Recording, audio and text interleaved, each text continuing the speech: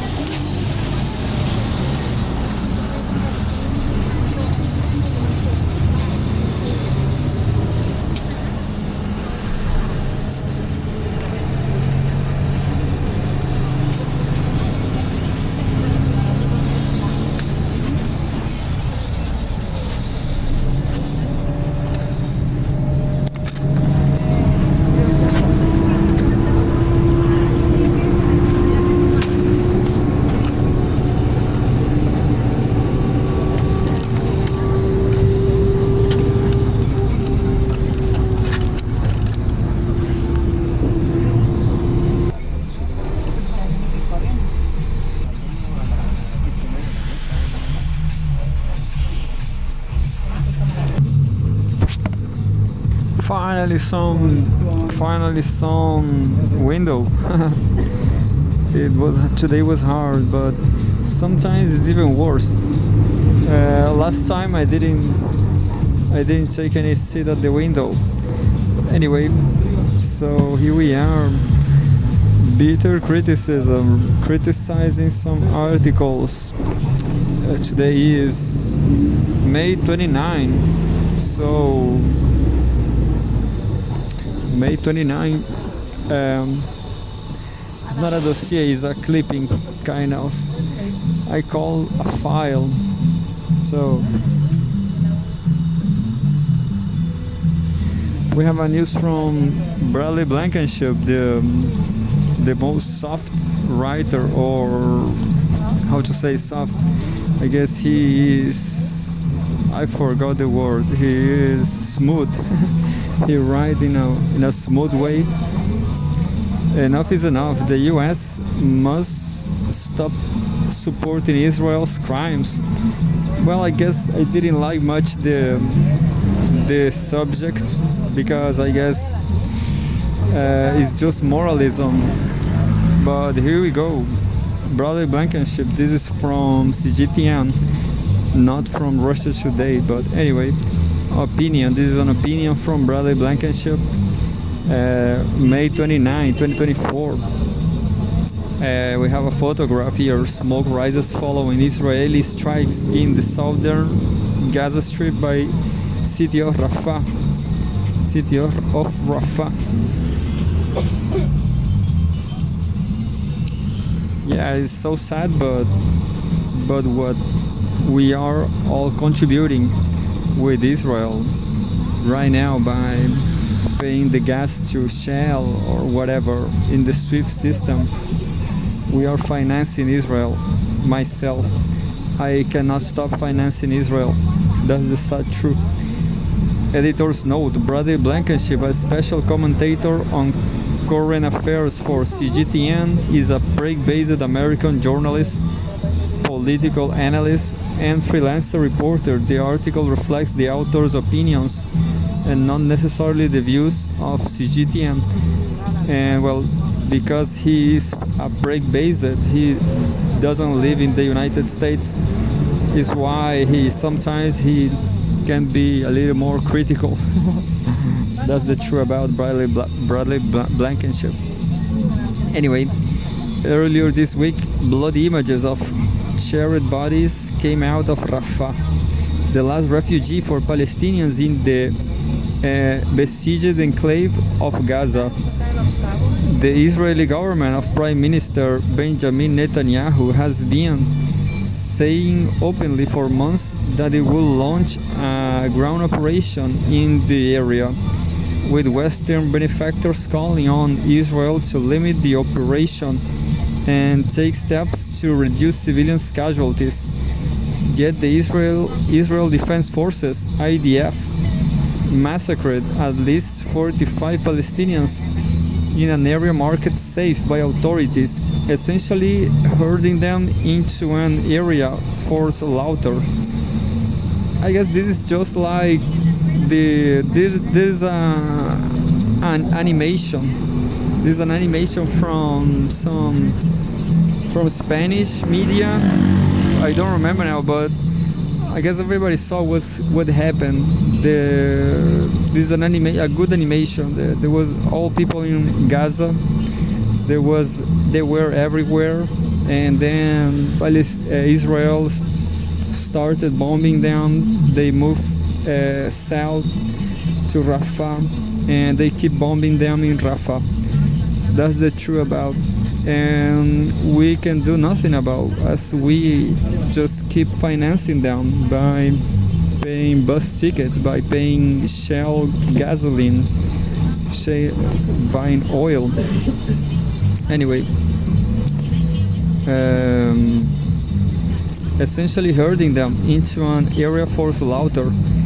It has also been reported that skirmishes have broken out between the Egyptian military and the IDF.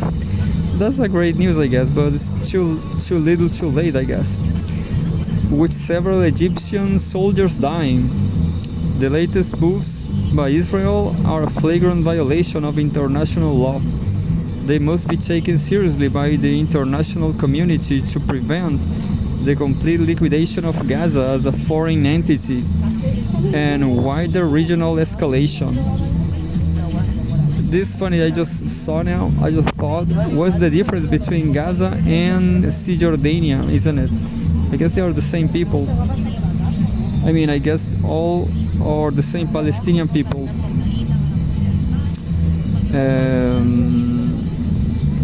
On May 28, Mexico invoked Article 63 of the International Court of Justice statute, filing a declaration of intervention in the case of concerning the application of the Convention on the Prevention and Punishment of the Crime of Genocide in the Gaza Strip. South Africa versus Israel. Several major Israeli partners such as Germany have described the images coming out of Gaza as unbearable and called for an investigation. Germany is asking for an investigation. Well, they are kind of... I guess everybody should see these images. I'm not seeing much, you know. I guess I cannot help them.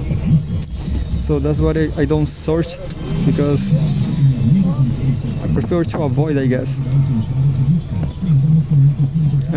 The IDF also on Tuesday, while justifying the brutal attack as having killed 2 senior Hamas officials and suggesting that the militant group may have some culpability, released a statement admitting mistakes. Despite our efforts to minimize civilians' casualties during the strike, the fire that broke out was unexpected and unintended. Our investigation seeks to determine what may have caused such a large fire to ignite, the IDF said. Israel's public relations strategies are extraordinarily well documented. Force officials will deny reports of civilian casualties before pointing the blame to faulty equipment by Hamas. Then they will excuse the deaths by saying the people involved were actually terrorists. Then they will admit to killing civilians, but say they were human shields. This is currently where we are in the loop. Next, Israel is likely to admit that no fighters were in the area, but that this was a mistake of miscalculation, and that, on the contrary, Hamas will target civilians on purpose. After this, they may admit that the numbers are clear, and Israel kills far more civilians than Hamas, but that other countries are involved in the same behavior. And finally, if you continue to harp on this point, then you are singling out Israel and are an anti-Semite. Well, I guess the matter of the fact, Israel is a great power because of capitalism. Israel have all the money from capitalism. That's it. Capitalism is great. Do you like capitalism? Well, Israel is capitalism. We have another photograph here.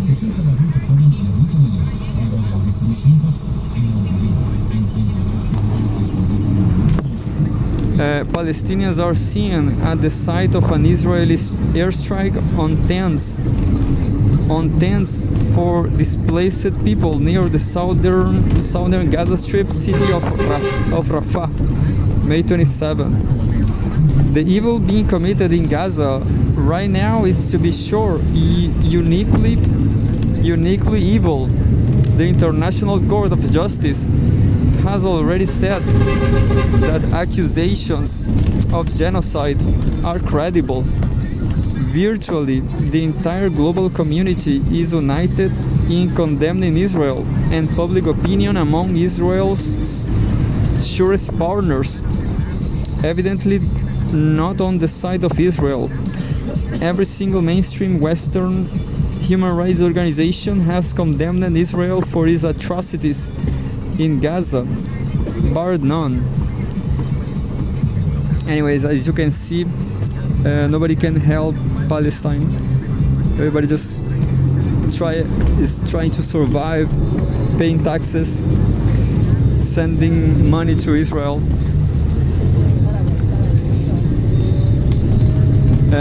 Yet these crimes could not be conducted alone. The United States is wholly responsible for providing the necessary logistics for the Israeli war effort against the Palestinians. US President Joe Biden described a possible operation in Rafah as a red line, and despite the bloody images, something he claims Hamas committed against Jews in Israel without any corroboration, the US still considers the operation limited. Mainstream American media, such as The Atlantic, is printing a full-throated defense of Israel that is beyond the pale in its moral depravity. Quote, even when conducted legally, war is ugly. It is possible to kill children legally, if, for example, one is being attacked by an enemy who hides behind them. But the side of a legally killed child is no less disturbing than the side of a murdered one, the magazine said. Anyway, so yeah, Israel is so powerful, and perhaps, well, and Blankenship just can't. The only way he is writing this, you have to recognize this. Because he doesn't live in the United States, you know. That's why he's free to write. He lives in Prague, in Czech Republic. Perhaps most symbolically, the former American ambassador to the UN, Nikki Haley, was photographed in Israel writing, "Finish them on shells to be fired into Rafah. Biden's Democratic Party is providing the weapons. Republicans autograph them, and Israel launches them in a clear and flagrant violation of international law. Benjamin Netanyahu is even slated to speak before a session of the US Congress soon, despite the International Criminal Court seeking a warrant for him. This comes after US Secretary of State Antony Blinken said in the aftermath of Hamas' assault on Israel on October 7, 2023, that separates democracies from groups like Hamas is their respect for international law. The live streamed ethnic cleansing happening in Gaza today, and the lengths to which the Western elite are going to deny this reality are the aid of moral decay. Not since the American 2003 invasion of Iraq has the West image been so badly damaged over its bold-faced cynicism and deceit. The United States has not only a moral duty to end support for Israel's crimes, but also a strategic imperative, or else Americans' leadership is forfeited forever. Forfeited. I didn't knew that word. I don't know that word actually. Look.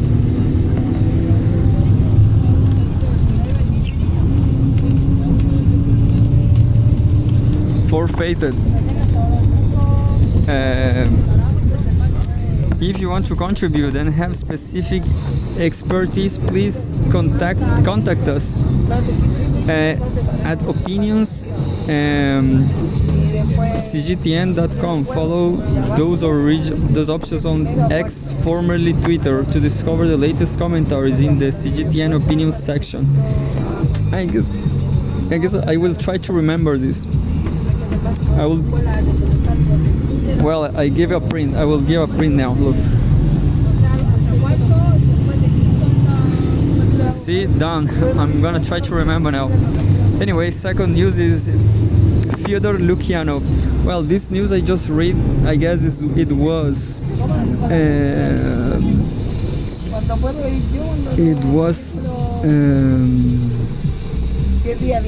I forgot the word.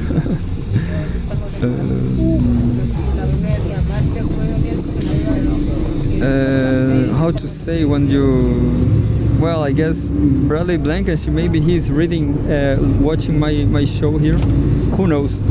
But maybe he was reading Pepe Escobar, and then Pepe Escobar influenced him. I didn't remember influence word. So Pepe Escobar is Bradley Blankenship influencer on that title, on that headline, because Pepe Escobar just made an article called, I don't remember now, China and Russia just got enough, something like that. And was the same thing, is almost the same thing.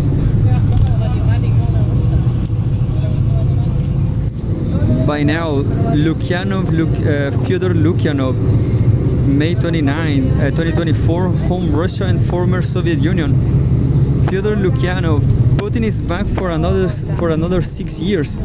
This is what his foreign policy will look like. When he first took office, the Russian president was trying to integrate with the West. Now the whole ball game has changed. That was back in 2018. Such a sad world. And this Fyodor Lukyanov, not my type, by Fyodor Lukyanov, the editor-in-chief of Russia in Global Affairs, chairman of the Presidium of the Council of Foreign and Defense Policy, and research director of the Valda International Discussion Club. The question of how Russia's foreign policy will be managed during President Vladimir Putin's new term seems redundant, if not irrelevant.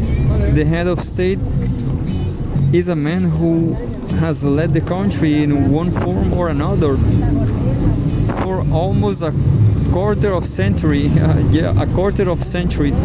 He is known for his conservatism, not only in the ideological sense, but also in his aversion to sharp turns.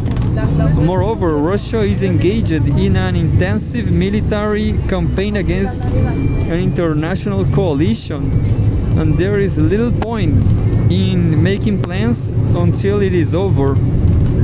And while its prospects are still unclear, the successful completion of this campaign remains a task of incomparable importance. Nevertheless, it is necessary to reflect on this issue. Firstly, all of the terms of Vladimir Putin's presidency, while showing a continuity of approach, have been markedly different.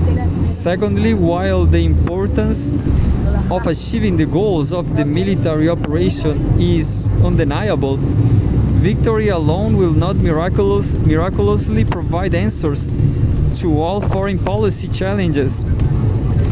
Finally, the world system is changing rapidly for objective reasons, and Moscow will have to respond in any case. Oh, I saw this bus. It will take a long ride, but anyway, I mean, I thought it will take a longer way, but maybe he will.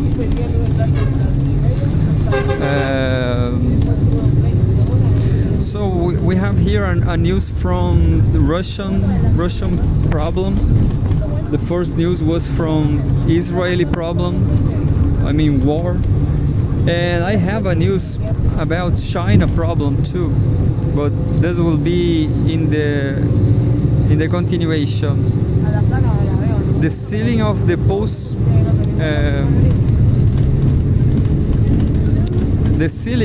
post-Soviet rebound. The Ukraine conflict marked a turning point for Russia's international position. The period of compensatory recovery in stock market terms, it can be called a rebound, which has been the main feature of the previous 2 decades was over. I will read again. In stock market terms, it can be called a rebound, which had been the main feature of the previous 2 decades was over. What? The Ukraine conflict marked a turning point for Russia's international position.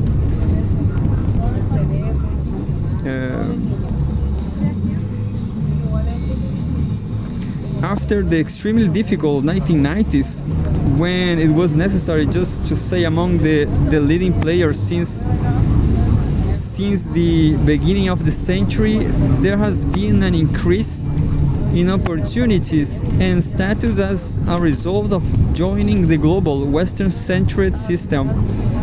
As the economy established and governance was put in order, Russia became an attractive enough partner for developed countries, which decided that it will be beneficial to cooperate with it and invest in its economy.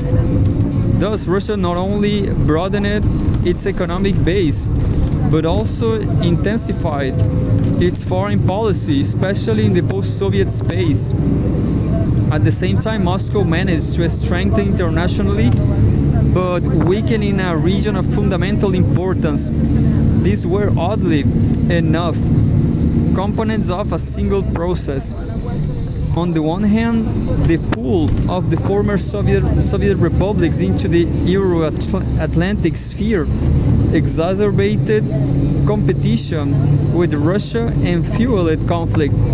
On the other hand, the fact that Russia's resources made it an object of the West's greatest pragmatic interest strengthened its position in relation to its neighbors. The same can be said for other parts of the world where Russian influence grew. From Europe, despite the political constraints, to Africa, East Asia, and to a small extent Latin America, The Middle East is a special case where Russia proved valuable as a counterweight. Yeah. Well, Fyodor Lukyanov is my fourth. I'll say is my fourth analyst. I'm just gonna wait for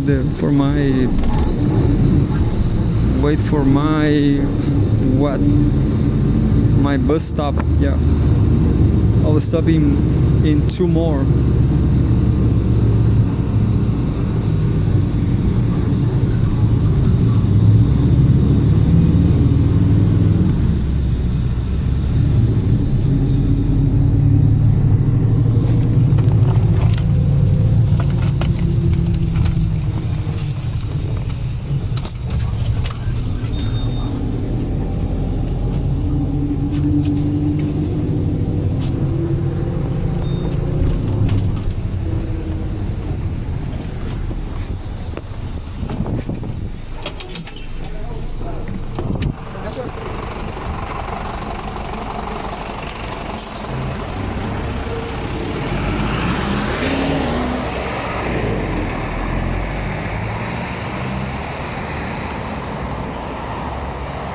I have a feeling I lost something in the bus.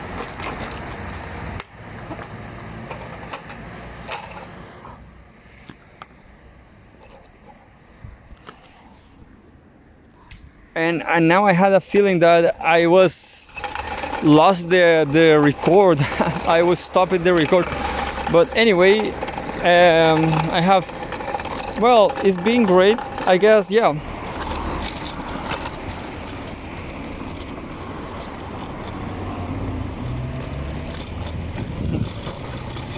Last time I was right here and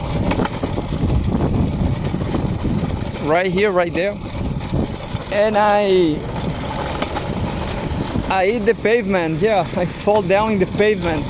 Was not the first time in my life. First time was with a bike, on a bicycle, and it hurts. But fortunately, this very cell phone didn't break down because it's a Huawei. Yeah, Huawei, China. So I guess I'm gonna do it right now. I guess I'm gonna make another top 4 now. It's a top 4 now. Right now I have a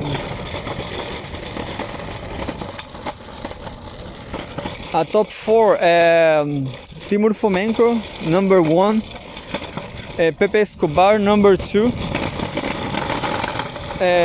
Bradley Blankenship, number 3, and Fyodor Lukyanov, number 4. Yeah.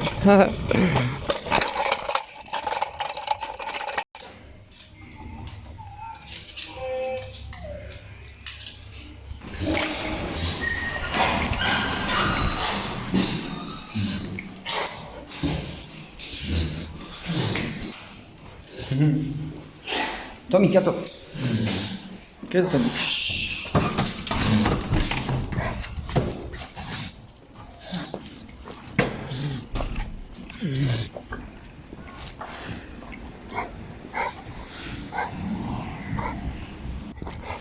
And well, not this time, but yeah, consider Fyodor Lukyanov my 4th analyst. It's gonna be great because it's gonna be great to have 4 of them, because Timur Fomenko is the less productive, I guess. And then the less productive, is the best and the less productive. Then we have Bradley Blankenship, who is the 3rd, but the 2nd less productive. And we have the 2nd and the champion of productivity, Pepe Escobar. Woo! He's always rating like a crazy. I guess I'm just gonna read the Fyodor Lukyanov article. I have no more time because I'm recording a lot of bullshit. A lot of bullshit in the jungle. South America jungle. Yeah, unfortunately, unfortunately Russia cannot help us right here in South America. And well, people I know, they are crazy about the United States of America.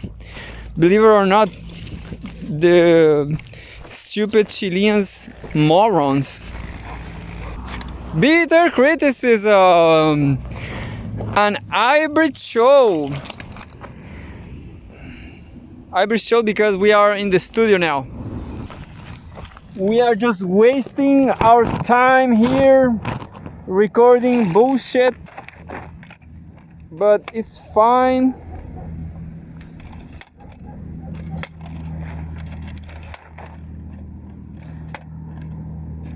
Practice make perfect. That's why I'm so fast doing this. This is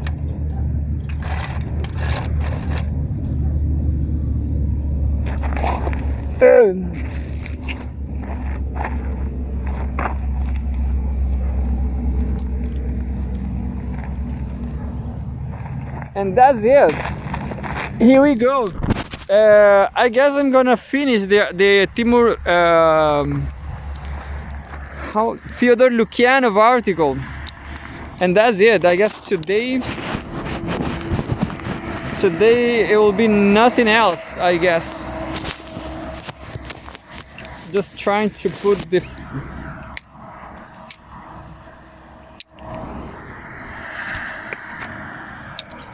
oh, people are killing each other in the slum here in Brazil. No, they are. I just heard a shot. It's being hard. Look, I'm trying to